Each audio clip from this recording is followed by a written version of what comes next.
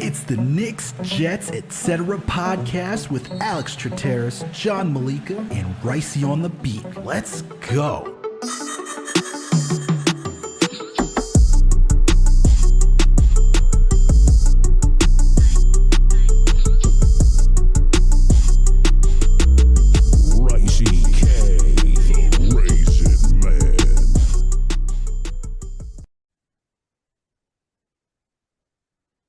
What's good, everyone? Alex Trataros here with another Knicks episode of the Knicks, Jets, etc. podcast. And with me, as always, my buddy, my close pal, the man, the plan, the one and only, John Meleka. We're back, baby. We're back to talk about the New York Knicks. You're back from Minnesota after watching the Jets lose a brutal game, although there's some positive takeaways from that game. It was a tough one, a tough L, but there's some positive takeaways. You and Greg held it down yesterday. You guys recapped it from your hotel room. That was an interesting wall I saw. I don't even know what to think of that wall that you were. I don't know if you were outside the stadium reporting from the game live, freezing. I was indoors. Thank God. You got to be indoors in Minnesota. That's the number one rule. Which again, still completely unfair that they play indoors, bro. We're hitting 60-yard field goals in there. Oh, that's whatever. It was still yards, but how you doing, man? How you feeling today?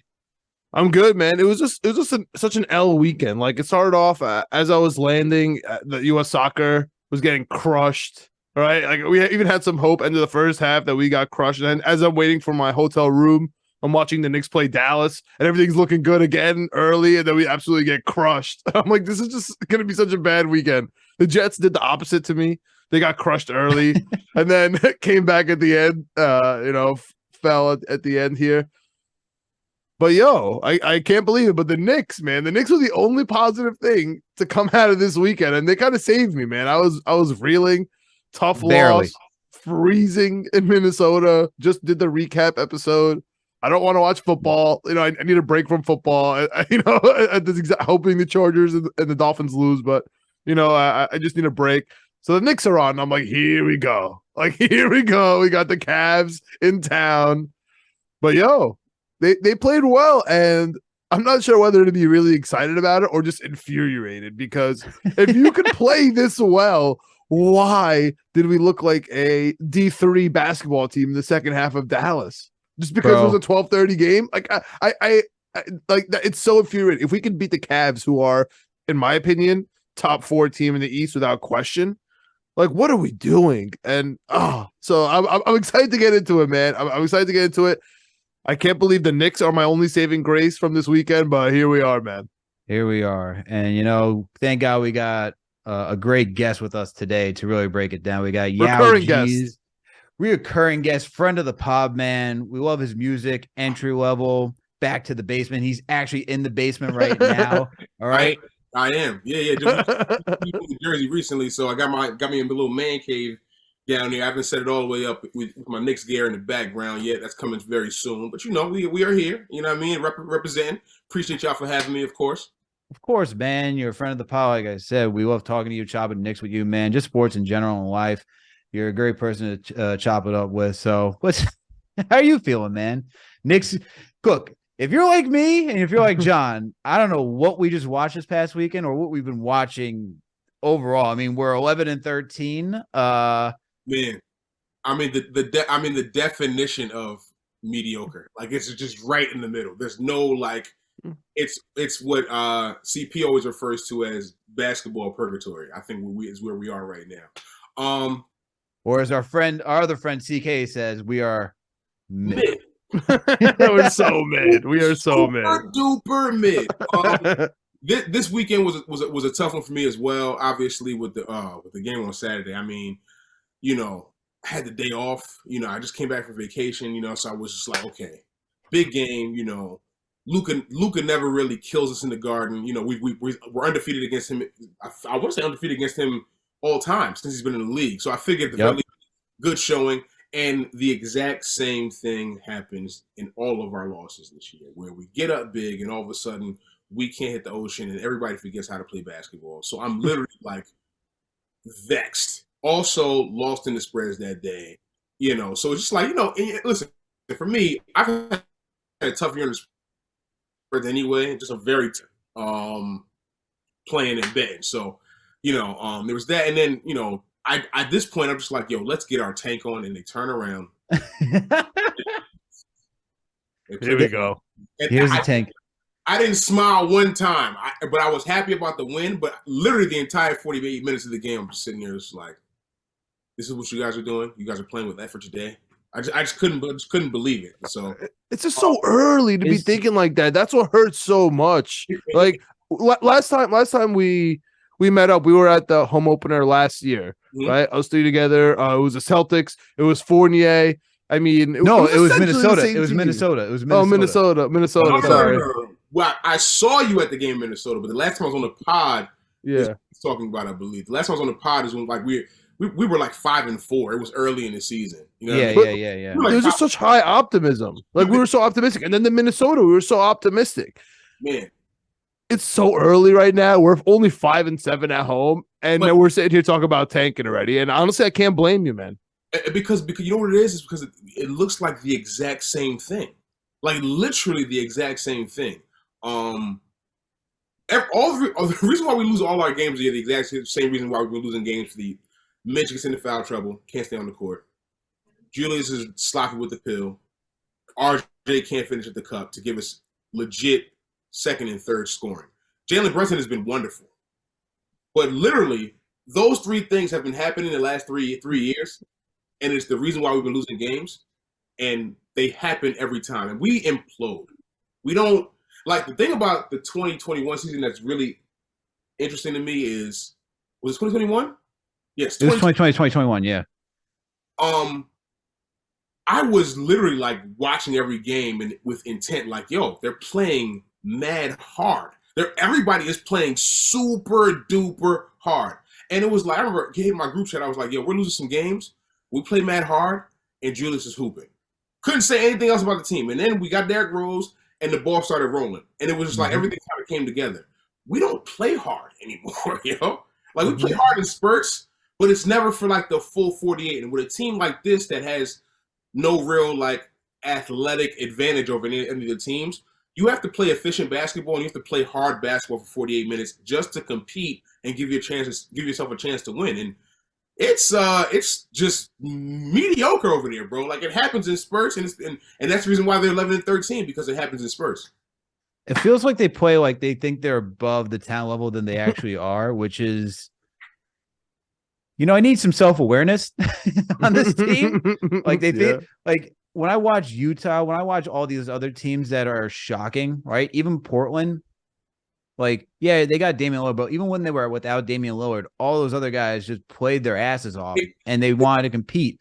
And then you watch the Knicks and they're like, well, we could turn it on whenever we want. I'm like, who do you think you are that you could turn it on at any moment? And the thing about it is, like, even when you think that, you guys never turn it on. Even if we win, even the games that we win, you guys never turn it on. Like, fully just put, like, the absolute, like, completely demoralize a team. The Knicks don't do that.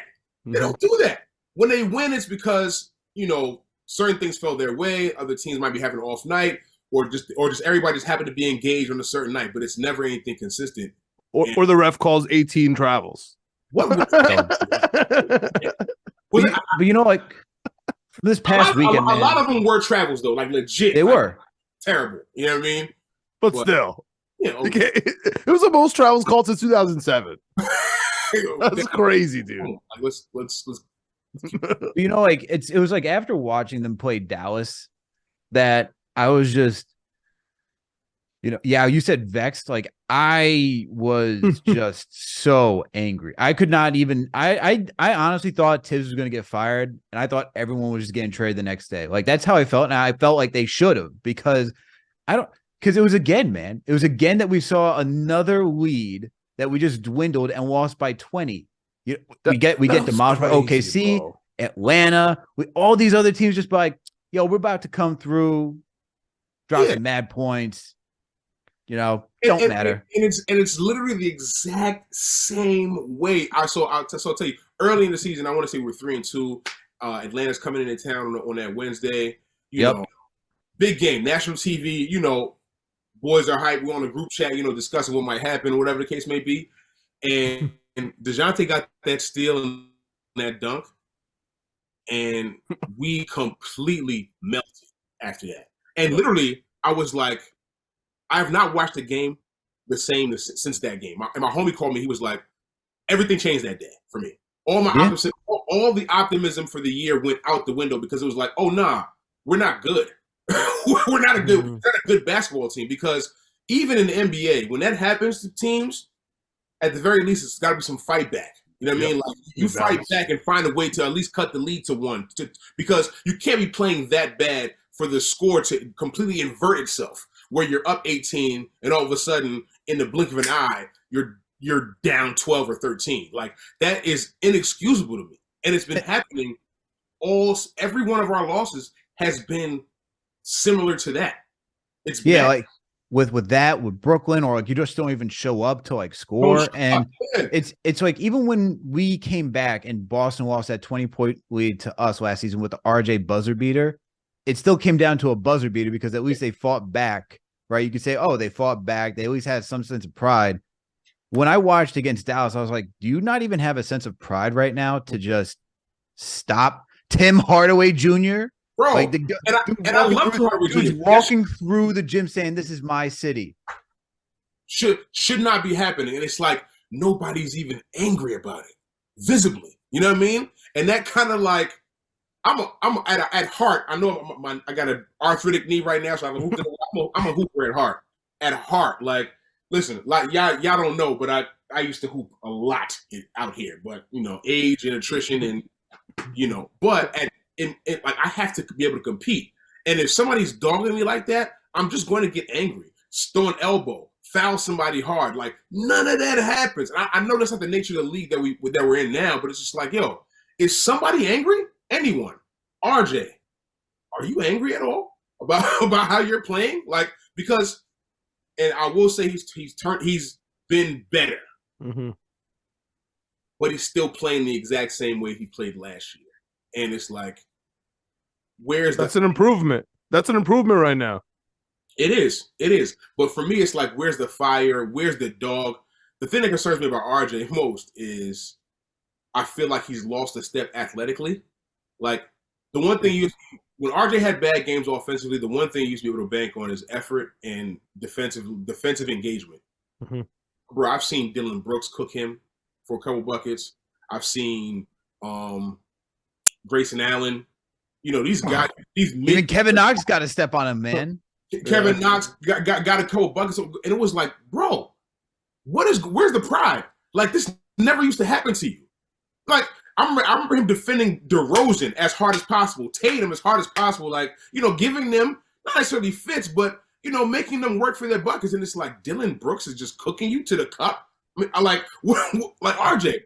And from those who watched the last podcast when I was on here, people know that I root for RJ probably more than any Knick that I can remember, maybe besides like early Melo and Pat. I root for RJ because I believe in him because of his mindset, but it's not manifesting on the court. You still missing bunnies? You still getting to the cup and missing? Yeah, dude. Oh my god, that kills me so much. Like, his missed layups kill me so much. But he's been better at the free throw line, which I got to give him. Listen, I got to take the small victories right now because we're this is so sad, man. Alex, we're talking about this Dallas game. I'm so glad you guys keep bringing it up because to me, I still can't believe that we lost by 25. We were up by 20. This is what I'm saying. That was the game for me. That was the game for me where I was like, guys, you know what? Like, in my head, I'm like, yo, you know what? Maybe this Knicks team isn't making the playoffs. And which is so sad. Like, are we really not going to make the play-in? Are we really not going to make the playoffs? And I'm staring at the standings. I'm like, Washington, Indiana. Like, these teams are legit better than us. They're legit better than us. We suck. They're the one thing that they have all that's all common, they're all more athletic than us. Everybody has an athlete. Yeah. Benedict is on that team. Kuzma is more athletic than more athletic than anybody on our team. And that's crazy to say. You know what I'm saying? Because he's not Kuzma's not an athletic, like, we wish we had Kuzma. We wish we had Kuzma is everything we wish Cam Reddish was.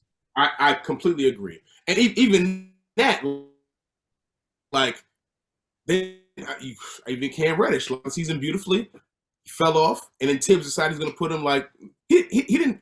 He was DNP yesterday. Let's get into this, man, and let's talk about this because I'm looking at Tibbs. I'm looking at these situations. You know, I get that he's coaching for his wife. Cam Reddish is now. We're going to talk about Cam, but I want to get on Tom Thibodeau because let me ask you this: Is he coaching for his life? I think so, man. I legitimately think he's coaching for his life. Whether it's going to be whether he's fired within the next month or so, or whether he gets fired at the end of the season, something's got to give. You can't tell me that you have a defensive coach. We talked about this on the last pod, and John pointed out we're bottom 5 in defense, man. Like you can't hold yourself as a defensive guru and then have poor defense out there and not be able to hold your team accountable. And at some point, something's got to give, whether it's the front office saying, we're trying to save our lives over here, or Tom Thibodeau says, I'm going to somehow gain the respect and trust of this team, and we're going to turn around. Look, shout out to Jonathan Macker of Knicks Film School. You know, he called out that there's going to be a lineup change, and there was a lineup change in Philly when he called it that day. He's also said that there's some words in the locker room where not everyone's all in on Tibbs. And we can see that. You know, you don't just give up the way, because you know, as an athlete, if you give up like the way you did against Dallas, like against Atlanta and everyone like that, you're just, the coach is going to lose their job. Like that is just, that's the first person to go, whether it's right or wrong, it's the first person to go. And I'm looking at Tibbs now and I'm just like, I could acknowledge that he's made, you know, he's staggering minutes, rotation changes. They're not all template as every single night, even though he can go back into a template form. I can say at least he's trying this season. Has it fully worked out every single night? No. I can at least say that he's trying. But the thing that I have to keep questioning is, where's the accountability for everybody? Where's it on the entire playing field? If you can hold Brunson accountable and not play him in the entire fourth quarter, if you could do that for RJ Barrett, like I looked at for, like, Randall needs to be held accountable too. Like that, there could be no favoritism on this team. Cam has a sloppy game against Dallas, and then he's just like, nope, out. And it would make it back from a 10 to a 9-man rotation, and McBride gets in there. I know he said Derrick Rose needs to rest, but you also took out Cam Reddish too, who is like, where's the accountability? You know, and if you're a player, and shout out to my guy Jeff who pointed this out, like if you're Cam Reddish, you're given the opportunity to earn starting minutes and to fight for that job. And then Quentin Grimes comes back and then he just goes back into that position. Like Grimes is like automatic starter and there's not really a fight for someone to earn it. How are you earning trust throughout the entire locker room? And now I'm questioning Tibbs. It's like, is this the guy to be doing this? Is this the guy to be coaching this team? I'm starting to lose faith in this guy because, look, I was defending Tibbs last season. People were coming for my head, even though I know there were some tweets on Twitter saying, you don't know this, you don't know that. Like, how can you support Thibodeau in these rotations? I'm like, look, man, got to give it one more season. Let's see if he can adjust and do stuff like that. But I'm really losing faith in this guy, seeing that he can't. It's like this whole situation is just all over the place. Where are you guys feeling right now? Yeah, I'll start with you. For me, I think, listen, for me, obviously, Tibbs has a lot. He has to carry a lot of the blame for what's going on these last 2 years, particularly with the way he handled Julius last year by not holding him accountable. And I don't want to be. There was some coddling there, like not like the way he treated other players. You know, he called RJ out last year. He called some people out and he kept praising Julius undeservingly. You know what I mean? I think that might have put. Those young players look at that. You know, they carry that with them through the summer and the next year, particularly if they're playing well. So I think I want to be very clear. Tibbs is very archaic in some of the decisions he makes. If you notice, like I said this last year, he doesn't even really converse with his assistant coaches on the sideline during the game. If you watch it, he's really like the man who makes all the decisions, substitution patterns, and all that. So he really has to carry a lot of the responsibility as well. But as far as him being fired, do I think he should be fired? Yes. Do I think he will be fired? No, because I had this feeling that Leon Rose is just exponentially loyal to Tom Thibodeau. Because if we are looking at things in a fair, Tom Thibodeau could have been fired last year, and it wasn't even a thought on Leon Rose's mind. So I think that if he does get fired, it won't be mid-year. He's going to give him the entire year. I just feel like he's that loyal to this guy. It gives me Mara Gettleman vibes a little bit as far as the way their relationship is, as far as when we see from the outside. Obviously, we don't really hear from Leon Rose because that's his thing as well. But there's also Leon Rose also has to take a bit of responsibility as well, because this roster is flawed. You have two players you picked in the first round are in their third year and coming off the bench because of older players that you gave contracts to. There's no reason for Julius Randle to be on this team right now when we're this mediocre. There really is no reason for Derrick Rose to be on this team. I mean, like those guys shouldn't even be here. If we're looking at the team as it's constructed right now, yes, Julius gives us what he gives us, but Julius is nowhere near the All-NBA player he was in 2021. So looking at that and looking at the roster and his contract, it just doesn't match up to me. So I feel like a lot of the weight also has to come on Leon Rose and the players too. Like RJ hasn't taken much of a step as well. I feel like he's regressed a little bit. But with that said, Tibbs definitely should be fired. I feel like he has not done a job. He has missed the mark as a coach for this organization. So, John, what are your thoughts, man?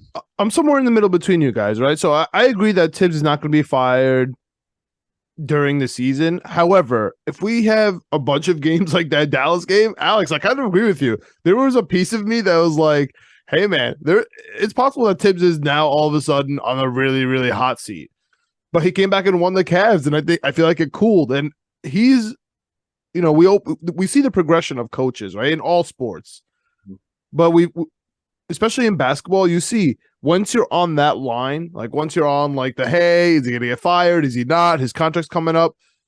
It tends to go like it just depends on how the week goes. It depends on how the last game went. It really does. If your players don't show you effort, and that's a really good point that you guys are honing in on. And I want to just stop here for a second. You guys keep talking about Julius Randle. I've been the number one Julius Randle apologist, I would say. But I think there's a little bit of part of me that thinks that the reason he has changed is, like you said, Alex, because of the lack of accountability. When he first came to the Knicks with Tibbs, the glorious year that we all can't stop thinking about, and I'm starting to think it really was the year from hell, because without it, it's such a deodorant for us, because that's all we can go back to, man. It's so funny. Has his head in his hand. I agree with you. Alex, hand on top of his head. I totally agree with you. We're like fatigued from it. But there was a sense of accountability there. You play defense, you work hard. It doesn't matter how you do on offense. Tibbs will hold you up. There's not going to be an offensive game plan, so you can kind of do your ISO. You're not going to get in trouble, for shooting or doing whatever you want, holding the ball for 12 seconds, as long as you play defense. And it just doesn't happen anymore. Now RJ can miss 75 times and he'll lead the league in minutes. Now Randle doesn't have to get back on defense, and Obi will never touch the floor. For some reason, Hartenstein gets 27 minutes a game where he stinks.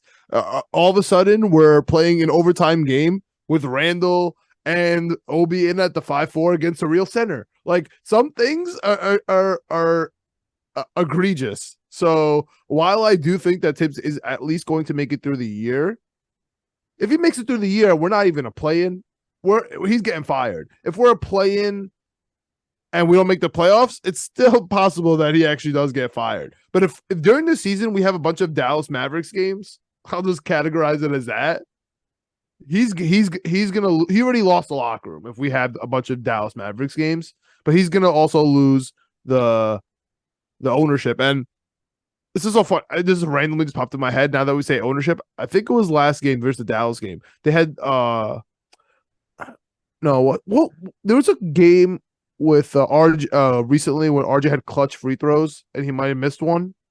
And they had a camera view, and because Dolan sits right under the basket, and you could just see Dolan's face when he missed that. No, it was Mitch. It was Mitch Robinson. Mitch Robinson had no. It was Mitch. I forgot which game it was. Those were Mitch Robinson had 2 charcoal free bricks throws. too. My God, those were charcoal bricks. Man. Yo, Dolan was so pissed. I was like, yo, Mitch, watch out, bro. Don't be complaining on Instagram and then missing free throws in front of Dolan. Oh, bro. that was Just chill Memphis then. out. You're thinking about Memphis then, because that's when Yeah. he was at the free throw line for some of those.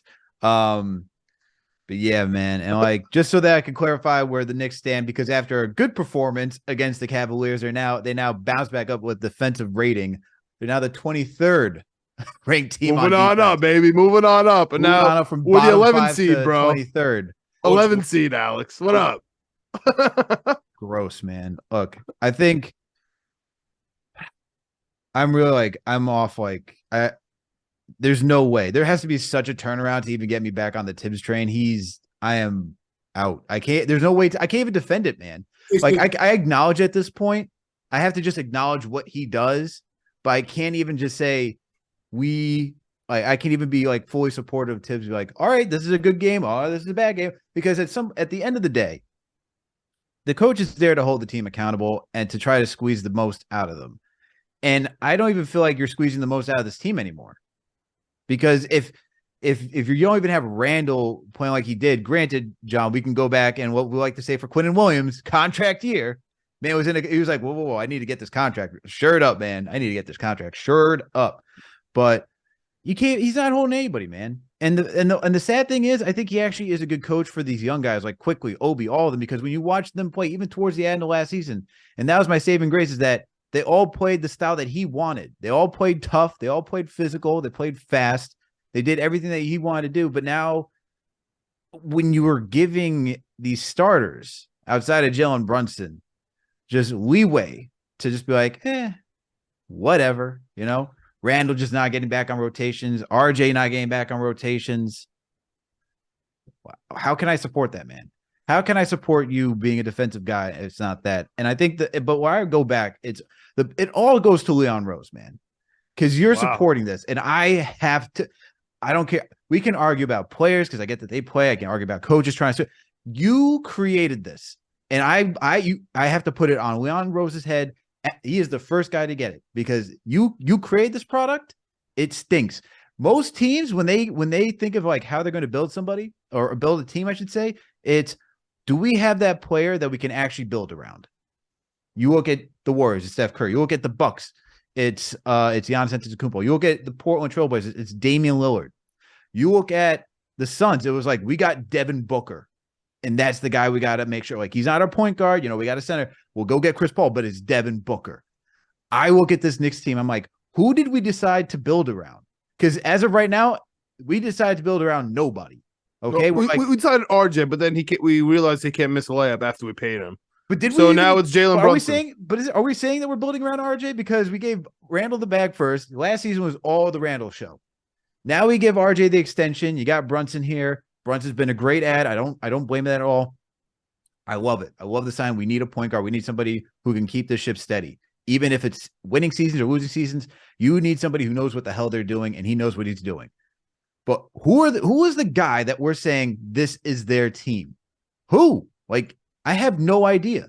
Yeah. Because they all three of those guys, they don't do the exact same thing, but they all score in the same place. And they all need the same thing. They need shooters. They need guys who can space the floor. And we're not doing that. We have Mitchell Robinson. So you got 4 guys in the paint. And you got Quentin Grimes out there. Can I put my optimism hat on though? Sure. I know, I agree with both of you. We're doing so bad. We're in mediocre land.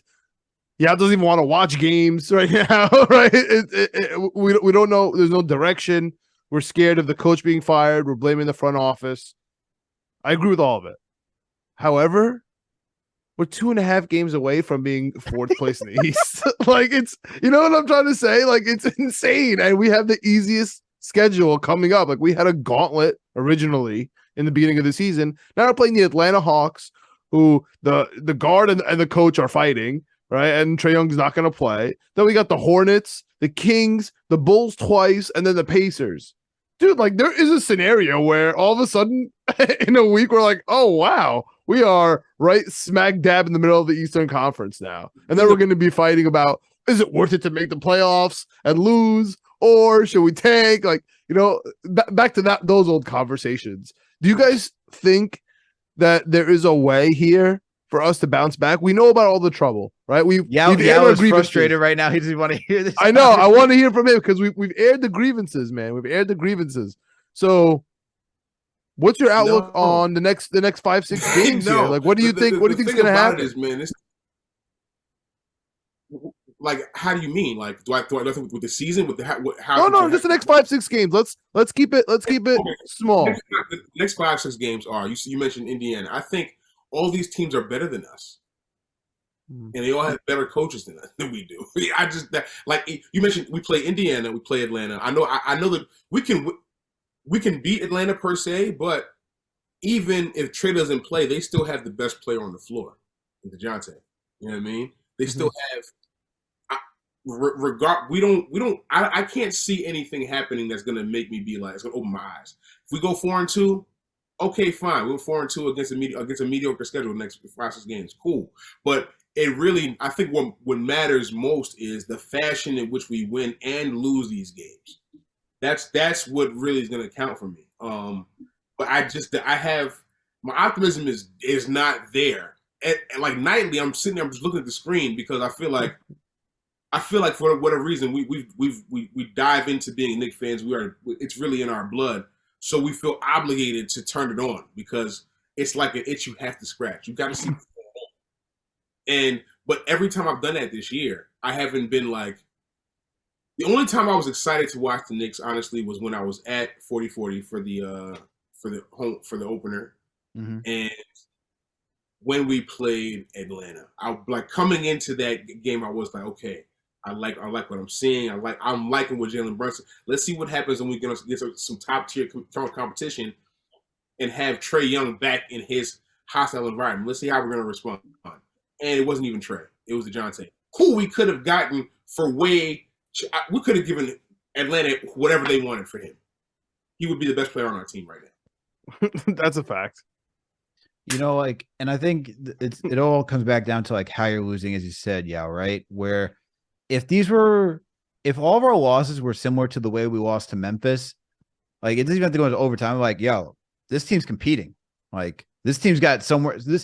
You can't anyone around the league that's watching this team. That was a saving grace when we became the 4 seed before we even got Derrick Rose. It's that you watch this team and you can't say they're not giving it their all. If you get another player, you add somebody here, you take them up to another level. And you can keep saying, all right, someone would want to come here for that.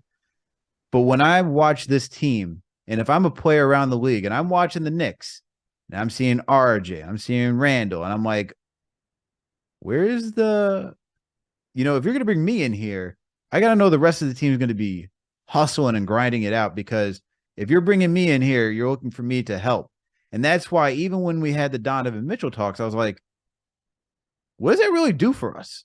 Like, and this doesn't say I didn't want Donovan Mitchell, but it was not an all or nothing type deal, because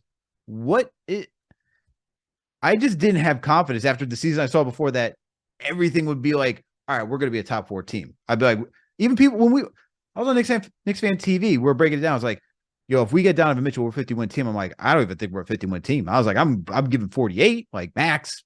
I think the team was going to be good, but I'm not confident that 50 wins, because there's a level of consistency and grit that goes there that I was not confident coming into this season. I see you want to say something, John.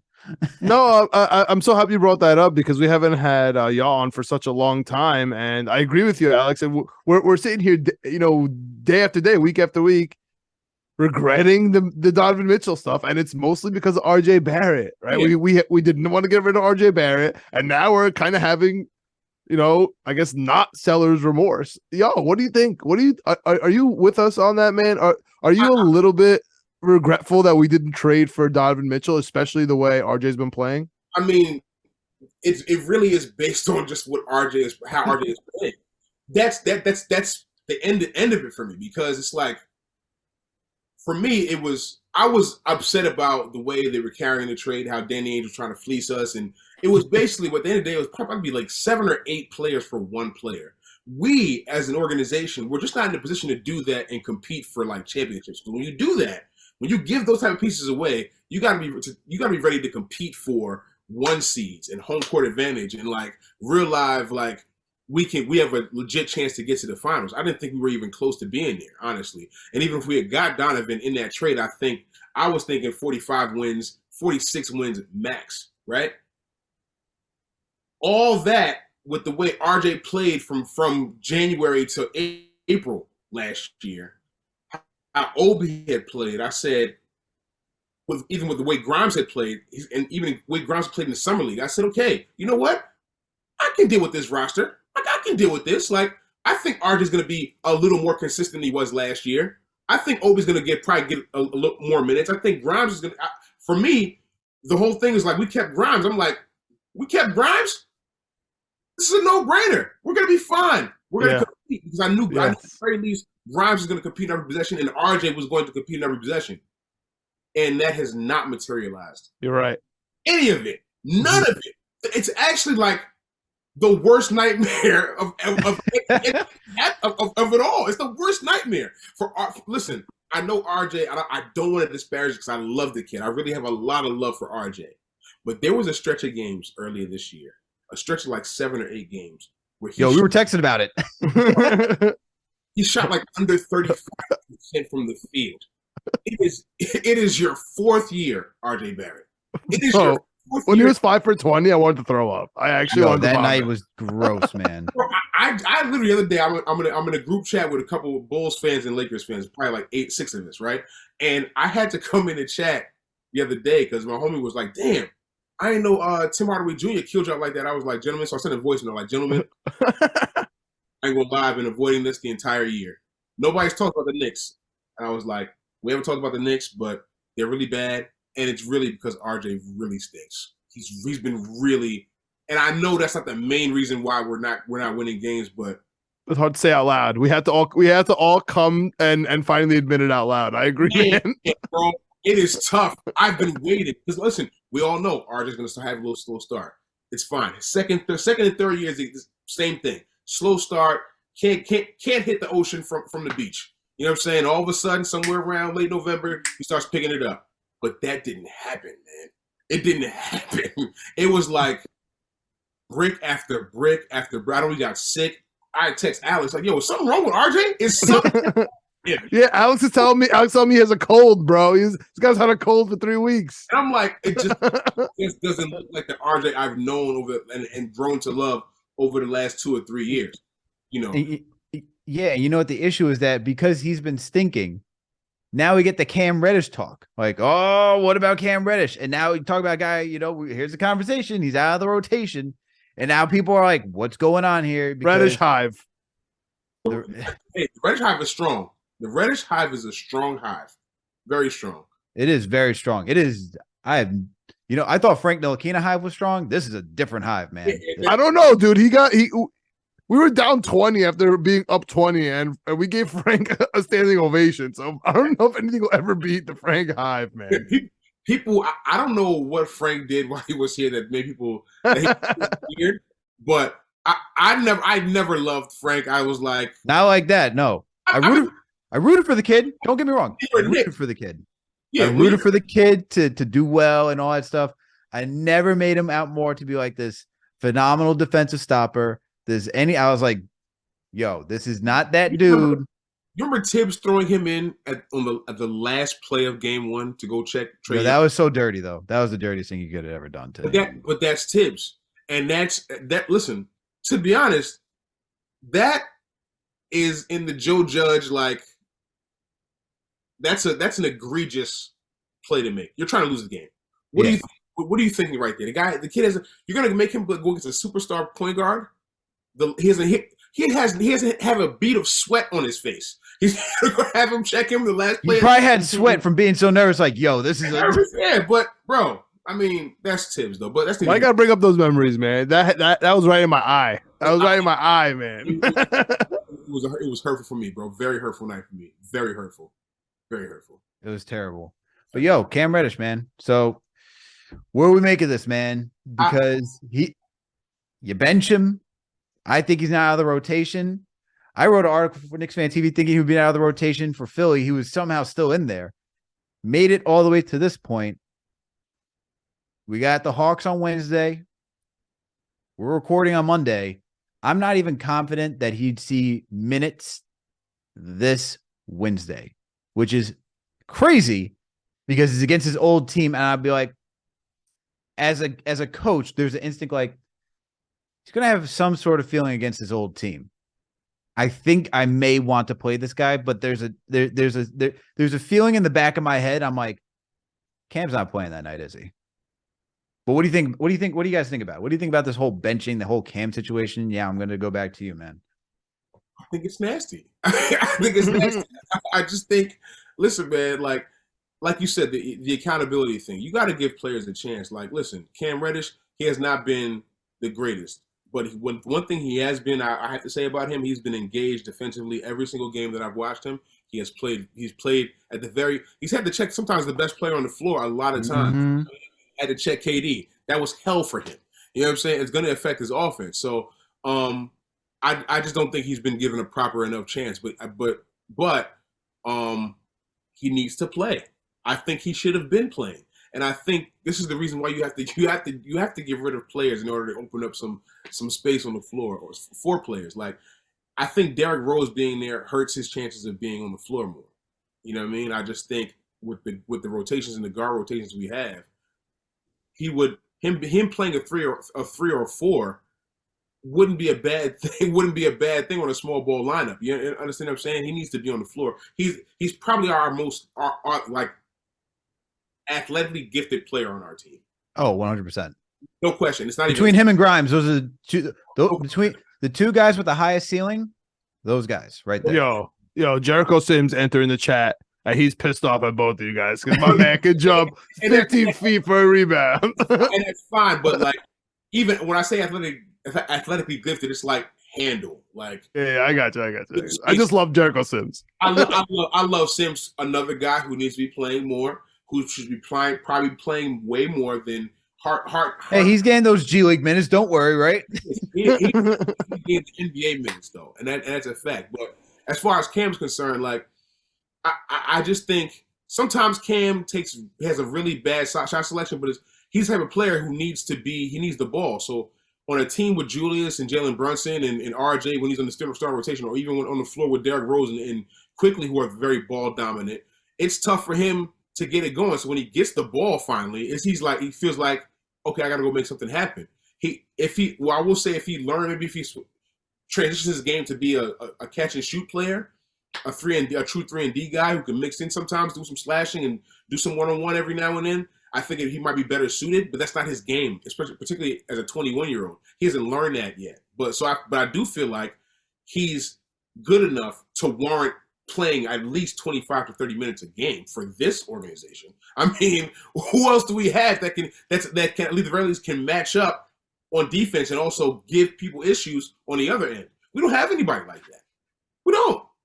I agree. Like, look, I want him to play. I understand, and I think listeners like don't understand that. I understand Cam needing to play, and I want him to play, and then also understanding that he didn't have a great shot in Atlanta. He didn't really wow anybody because he wanted a larger role, but he never warranted that larger role. You know, and when you complain about RJ, yay, I know everyone doesn't like the politics and talent should always. But there's a level of like respect that you gotta give somebody that you drafted, that's worked for 4 years, that's ahead of you, and you can't just do that to RJ. Like there's a level of respect you have to always give to somebody who's warranted from the actual organization they were drafted by and worked for. Cam coming in here, does he deserve minutes? 1,000%. Do I think he should be getting 25 plus minutes? Absolutely. Do I think that we should be running an offense through Cam? No, because at the same time, he also has to show that he is warranted to run an offense through, and nowhere throughout his entire NBA career has he warranted that type of opportunity. But I do think you have to create some offense for him, and you have to realize when he's starting to get into rhythm, because he gets that look in his eye, like when he feels like he's been done dirty. Like you see that on the court, like he gives like the glares and all. It's like that's when the coach has to understand, like he's activated now, he's engaged, he's ready to go off. Let's create some plays, designs for him, and get him going because he's ready to attack. That's like the nuance of the stuff that I need Tibbs to realize that he just doesn't realize. And that's also like for Cam, like I think he's starting to understand that being on this team, he has to work out from that role player to then move up to that next spot. Like everybody else, Even for people who are clamoring for RJ, that's what he has to do. Like, that's unfortunately what it is. This team is not designed like that. If Randall wasn't here and everybody else wasn't here, I'd be like, yo, everyone deserved touches. Everybody. But that's not how it is right now. And unfortunately, that's how it all has to work out. But he definitely does need to play. 6'8" guy who's got a wingspan, who can just, there's nobody on this team that drives to the basket like he does with the Euro and finishes like he does. And I love Grimes and like both of them. I need to see a rotation with both of them at the 2 and the 3. All right. Something like that. And I don't think that's disrespectful. I don't think that's disrespectful for RJ, dude. I think it's disrespectful to give him 35 minutes a game and watch him shoot 46% on 25 shots. That's disrespectful to the Knicks, honestly. And there's no reason why we can't have a defensive lineup with Grimes and Cam Reddish because, yo, Coach Tibbs, you're a defensive coach and the team sucks at defense. Figure it out. Like, you know what I mean? It's that simple. That's the disrespect. The disrespect is against the defensive coach who is bottom 5 in the league. That's as simple as I can put it. We got to stop getting in our feelings about players, man. Not only did we draft him, not only did we pay him, like, what else do we need? We have to massage him now every single day at work too, bro. It's crazy, dude. It's nuts. He stinks, bro. Just sit down. You have a cold. Great. Stay. What do we learn? What do we learn? If you're sick, stay home. Right? Like, I don't understand, dude. Like, we coddle this guy. We're gonna coddle this guy honestly until we die. Like until it breaks us as a fan base. No, I agree with that. As a franchise, and we have to stop at some point. There's no reason Cam Reddish can't get minutes, bro. No, I agree with that. Crazy. That's really a crazy prospect. No, at Fournier. I'm sorry, but it's crazy that Fournier can't even get on the damn court. It's just crazy. He can't play 5 minutes. It's crazy. No coach in the league would look at this roster and say, "Nah, I'm going to bench Cam Reddish." No, nobody. Nobody would do that based on trying to save your job and develop players and win games. If you're looking at the roster player for player, you're like, nah, he has to play. Obi has to play because they change the dynamic athletically. The speed, bro, you cannot teach things about speed and athleticism. Those things you can't teach them. When you have them, you have to use them, and we don't use them. You know what I'm saying? Like, got Julius out there walking the ball up. That's the frustrating part. And like, we have, like, even when it comes to Obi and he's not getting minutes, it's like, yo, he hustles, he does all this stuff. And I get Tibbs like, well, I need him to rebound more. It's like, don't we need easy buckets?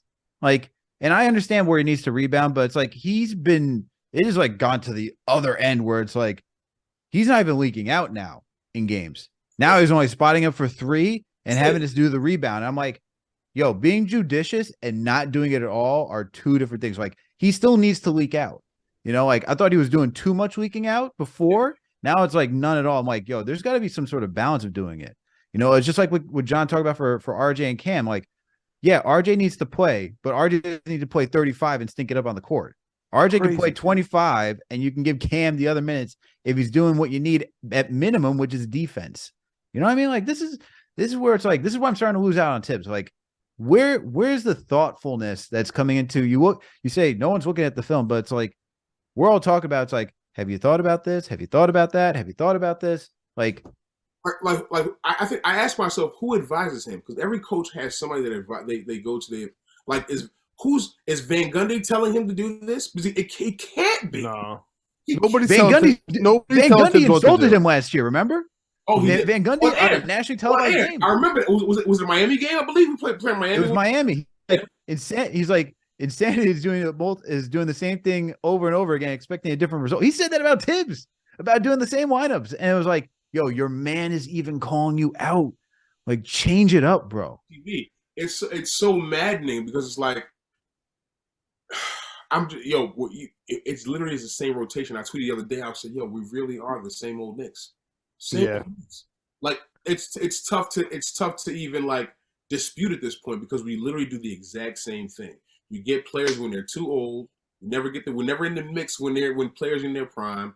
Then we put together a mediocre roster, and we're never bad enough to get the top 3 seed, never good enough to make any noise in the playoffs. It really is just like, it's the same cycle over and over and over again. And then we also have young talent that's probably going to go somewhere else because we don't give them a chance here. And we're like, oh, look, they contribute to some sort of. I wanted to ask you guys this question.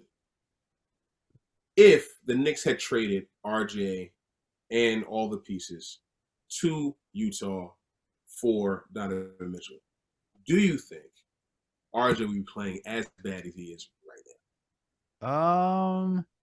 With that, that's like, that's only because I'm like, is it just the New York media? Or has the $100 million taken you over and been like, he's probably receiving a lot more attention now, endorsements. He's a known guy now in the city. If he's in Utah, is he playing this bad? Is what I'm asking.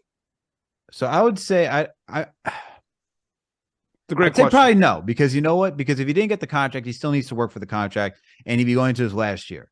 So I'm gonna say no because of that. Although I still think there'd be a part of him that'd be disappointed, but I also think that mentality of like, I still need to earn mine. I still need to prove myself as a household name in the league. That would overcome the disappointment of leaving New York.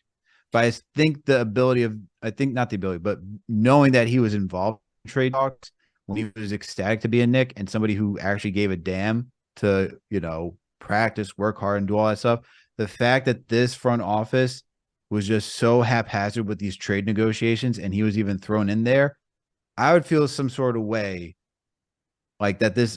I've been giving everything. I've done everything this coach has asked me to do. You asked me to be a 3-and-D guy my first year. I did that. You want me to be a fourth option on this team and be a defensive guy? I did that. Now you're saying it was all a mistake. I can now be the third option guy. And now you're going to pay me just because you had a deal where that if Utah didn't make a deal by a certain deadline, you were going to sign me. That's the issue, is that the Knicks said, if you don't make a deal now, we're going to then sign RJ. All right. The deal's off the table. And then they extended him. That wasn't, we really wanted to keep RJ. And I think that messes with players, man. I think when you're thinking about that and you're a guy his age, like, you come in here and you were never given a situation that was dedicated to you. Like Randall was like, yes, RJ was up there in usage and shots, but you had to. It was not really built for him though. But Randall was that guy leading that team. Second year, it was Randall leading that team. Third year, it was what Randall's the engine, right? Tibbs' words, Randall's the engine. So you're drafted third overall. What world are you drafted third overall and not considered a focal point of your offense to some degree until your fourth year of your contract? That's insanity. You know what I mean? And it's like, without playing with a superstar, it'd be okay if he was playing with somebody that was like legitimate, like putting it in, affecting wins, but it's Julius Randle. You know what I mean? It's not like he's playing with Anthony Davis or like one of these top tier guys. You know what I mean? So I definitely, and like I said, I want to cut RJ some slack here about, because what you got to think, like you said, about his mind frame after all of that summer, that's got to be a little tumultuous for me. You know what I'm saying? Like up and down, yeah, like and in Utah or here. You name all the, like at first, remember, first reports came out, it was like there was RJ Barrett was not in the trade. They said it was not going to happen. Then we heard his name being sprinkled in here and there. And then it was like, it became real later on. I'm sure that's messing with him to a certain extent, but you got to overcome that. You know that doesn't. Yeah, I was about to say that does not excuse the piss poor play though. Like I don't. This is a grown man's league. You got to get over that and get back out there and perform. All I'm saying is that I can get it. It doesn't make it right. It doesn't make all like you're entitled to your feelings and stuff like that. You still got to perform, because at the end of the day, you now got the contract. You're now considered a third option on this team. It's time to put up or shut up. You know what I mean? Yeah, I think that's a great question to have, and it's good for some perspective too. Because is it the Knicks or is it the player? And that's a good way to like kind of separate it and try to figure it out. In my opinion, Alex kind of hit it on the head. He would be in a contract year, and everybody, Aaron Judge, RJ Barrett, Julius Randle, doesn't matter who you are, Mitch Robinson, if you're on a contract year, you're going to absolutely kill it. So RJ Barrett, in my opinion, would be having a better year in Utah. But hear me out. Even if he was having the same exact number, same exact year, same exact play every single game, but for Utah, they would be giving this guy a standing ovation every single day, like hyping him up, encouraging him. It's okay. It's not a big deal. We're tanking anyway. Just like take your time. You got like 2-3 years to figure this out. And we'll kind of move on from there. It's just we have different expectations here. It is the New York media. It is because he got paid, and it is because we saw the 4th seed. Again, it is because of that. Dude, if we were the 9th seed that year, RJ Barrett's not getting an extension. Julius Randle's not getting an extension. This whole team is completely different. So as much as I hate everybody talking about, I want the Knicks to lose. Oh, that 4th seed was so dumb, et cetera, et cetera. In hindsight, they were kind of right. Like I wouldn't change it for the world, but they were kind of right. And man, I think you're right, dude. I think RJ would be actually better in Utah this year. It saddens me to say, but I don't know if they'd get more wins though. You know what I'm trying to say? Like Utah wouldn't get more wins than they do now, or they wouldn't get more wins than the Knicks, and vice versa. The Knicks, in my opinion, guys, if we traded the whole team and we had Donovan Mitchell, I think we'd have the same amount or not, or if not less wins as we stand right now. So the grass is always greener. This has been a very negative podcast, but the Knicks have been very negative. All right. So it's not on us. But we have a nice schedule coming up. Boy, I'm gonna be there next game on Wednesday. We got Atlanta coming. I have to be there. Atlanta's home in the Garden. I'm coming. I'm on coming ESPN. I'm coming for you. I'm coming for you. Trae Young's balding. We'll be screaming at you on the bench. I'm bald, so I'm allowed to say it, right? Those are the rules. And we have Charlotte on Friday. That's a win. Friday night Knicks. I don't give a damn that it's on the road. We're better on the road this year anyway. And then we come Sunday, we have JMU Alumni Night. I have no idea why we have JMU Alumni Night, but I'm hyped about it. JMU had a killer year. It's the Sacramento freaking Kings. It's 6 p.m. on a Sunday. We better win this game. The Jets are going to beat the Bills, and the Knicks are going to beat the Kings. And we're going to go 3-0, and we're going to have the Bulls back-to-back in Chicago. Makes no sense. Wednesday, Friday, staring at us right in the face. We're going to be above 500 going into that game, right dab smack in the middle of the Eastern Conference playoffs. That's really how I see it, man. I know it's crazy, but I do want to end my notes with saying I do think D Rose is going to be traded. Yeah, I think you're 100% on that, and he deserves to be traded.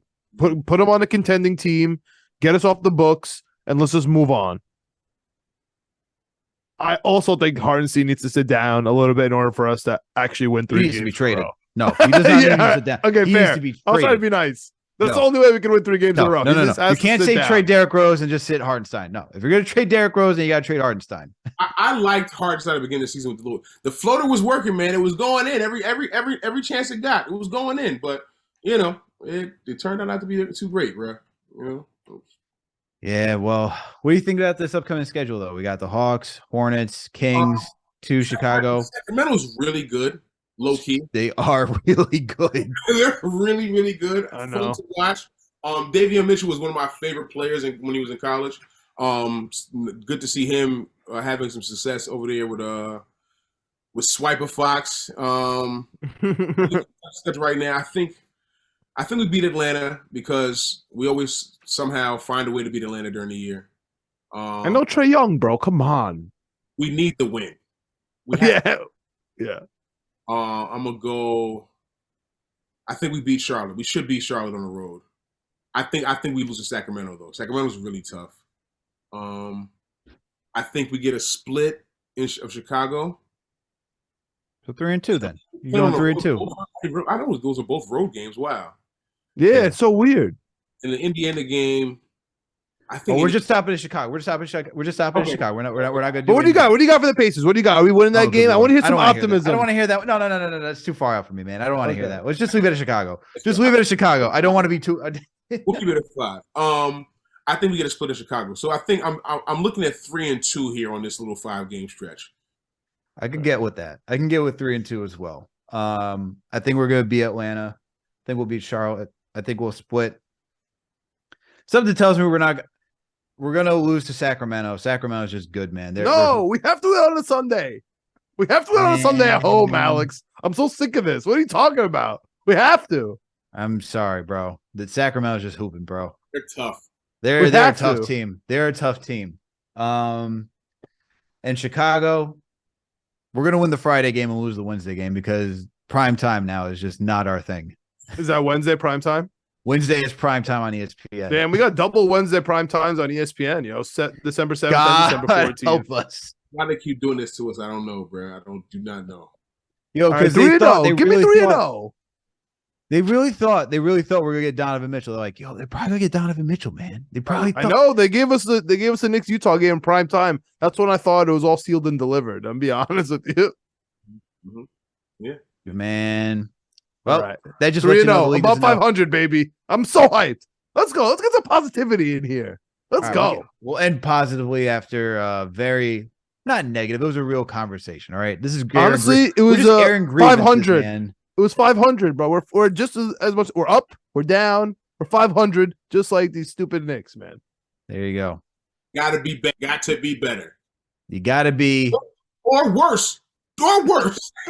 somewhere. If we're talking about Wembanyama, I'm gonna listen. If we're talking about Wembanyama, I'm not gonna be upset.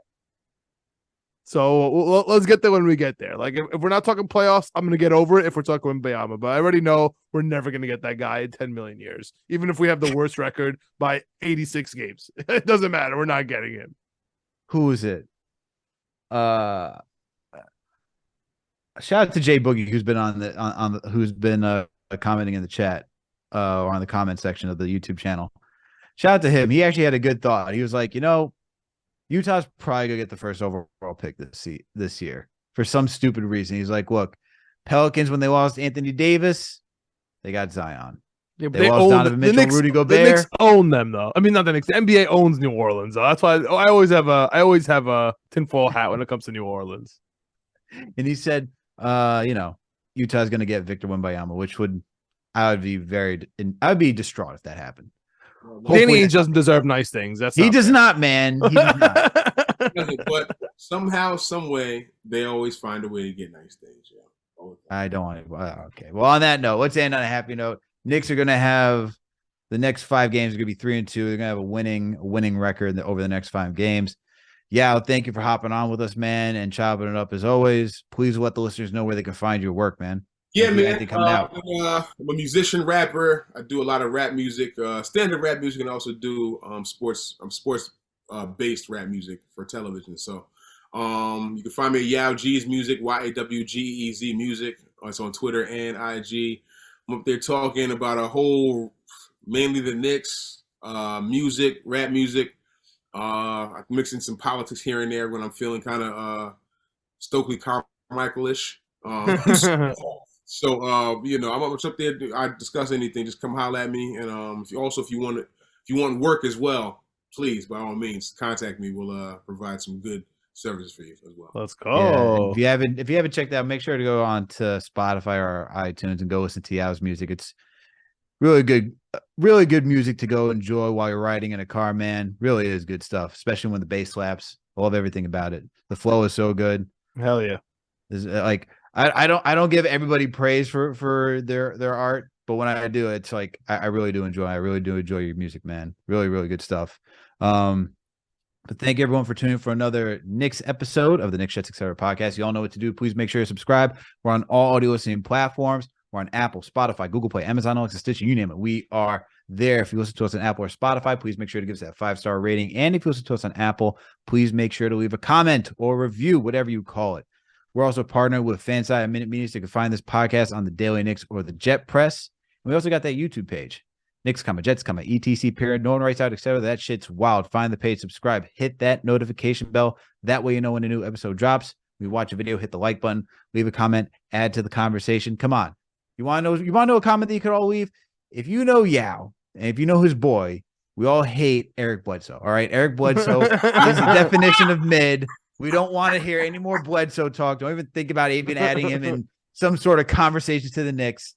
Don't do it. All right. Don't do it. I got to put you in contact with him on Twitter, man. He hates Eric Bledsoe to this day. Overrated, bro. Man's over. He had like a few good seasons. Listen, y'all turned out to be right, man. I was a fan of. I thought I wanted him to be a Knick, but then, he fizzled bad. Yeah. Hell no. He got paid in Milwaukee, and then it was like, yo, where is the defensive stopper? Word. Can someone tell me? But either way, if you like that comment, make sure to let us know what you feel about Eric Bledsoe in the comments, or just the Knicks in general, all right? And while you're also over at the YouTube channel, we got another podcast, Winning Picks Weekly, also partnered with Minute Media. John, video producer Greg, and our guy and co-host Jim Murphy. These guys go through every single sport possible. If you enjoy putting money down the line because you love sports betting, these guys got you covered. They're doing college football, NFL. These guys have been on fire. Make sure to go check them out. And then last and certainly not least, please make sure to follow us on all social media platforms, Facebook, Instagram, Twitter, TikTok, you name it. We are there. Catch you later, everyone. Thank you for tuning in for another Knicks episode of the Knicks Jets Etc. podcast. We out. Let's go Knicks, baby.